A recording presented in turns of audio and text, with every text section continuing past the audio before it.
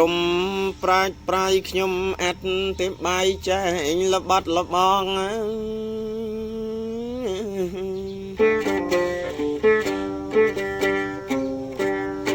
ប្រដៅកូនចៅផងចងជាច្បាប់ខំហើយនឹងត្រូវ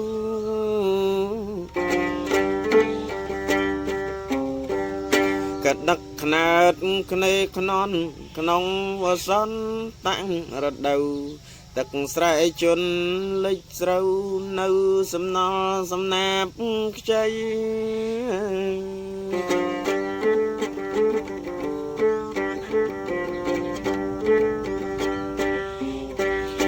កិកាលពីព្រេងព្រឹតដើមគំនិតពីសេដ្ឋីខ្ញុំលើកងាយកិកាលថ្មីតែងសេចក្តីជាបរមត្តនៅ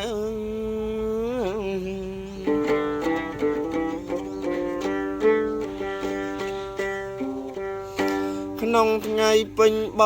រមីម៉ោង8ប្រលប់ស្ងាត់ឆ្នាំចចាត់ថ្វាស័ព្ទផាត់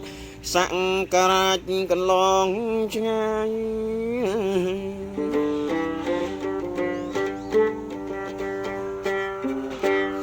សាសនាព្រះសមណៈបាន2400ផ្លាយ60ឆ្នាំកំចាយចាត់អធិប្បាយខំហើយនឹងត្រូវ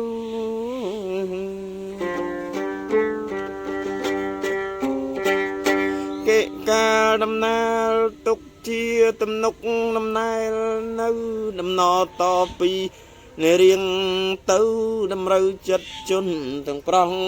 ស្រី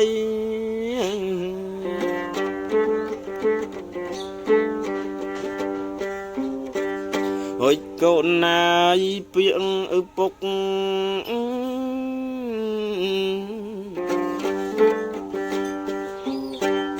ជាទំនុកទំនើបថ្មីអតិស្រាយរាយបល័យឪពុកស្ដីឲ្យកូនស្ដាប់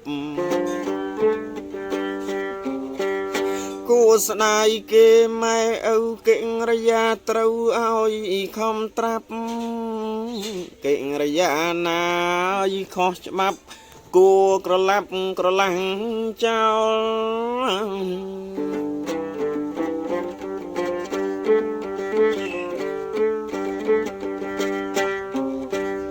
ឪពុកម្ដាយហើយនឹងកូនបីដូចខ្លួននឹងស្រមោលអុចឃើញខុសហើយកុំដេញដោលកូនកុំកោលទុំតែមានគុណ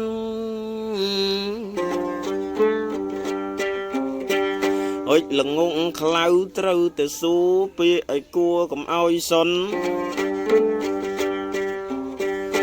យកពាក្យផ្អែមជាមុនទុនលំតូនអន់ប្រនបាត់ណា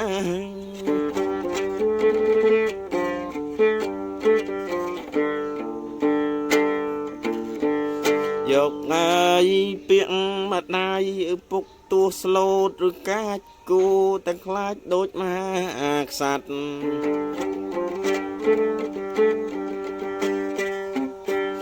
មិនដៃជេពី3ម៉ាត់គួកូនស្ងាត់ស្ងៀមអីឈឹងប្រដៅត្រូវទៅស្ដាប់យកតម្រាប់កូនកុំតន្ទឹង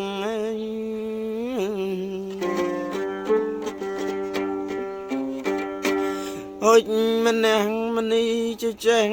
រឹងនឹងហើយគេហៅទៅកូនសេះកម្មធរអាចចេះតែភ្លេចជាបតិចកូនចេះតែចាំ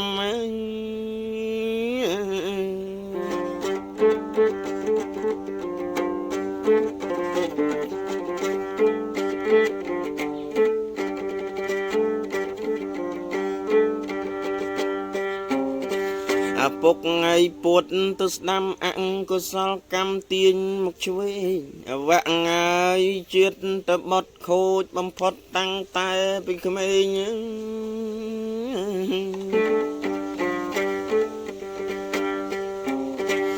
អុចប្រព្រឹត្តនៃព្រើលផ្សេង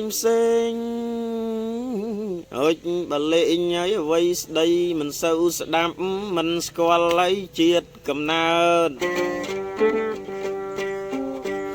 ល្ងងហើយស្លុតស្លោតដល់វិចាស់ស្លាប់ត្រឹមត្រូវមិនសូវស្ដាប់ព្រួយគេប្រាប់ទាំងយប់ថ្ងៃ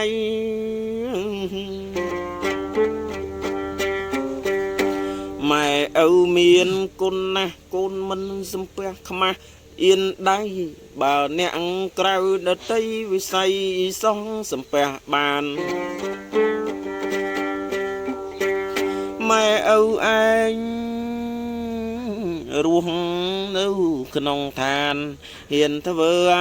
ទ្វានឆ្លោយហើយអីអញអើ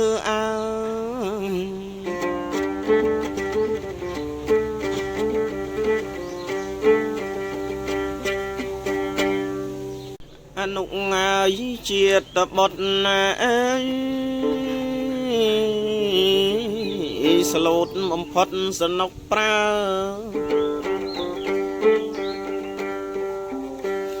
អុចប្រកបបានប្រសើរដើរទៅតាមលំអានឪប្រដៅហើយទទួលយកចេះលៃលោកស្ដាប់ខុសនឹងត្រូវ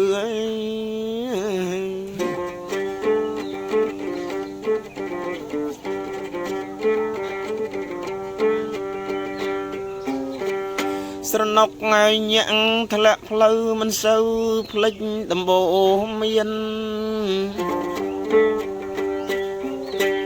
អតិអីជាតិតបត់ល្អបរិសុទ្ធស្គាល់សិលនឹងទាននាំឪទៅនិព្វានឈានទៅរកកន្លែងសុខ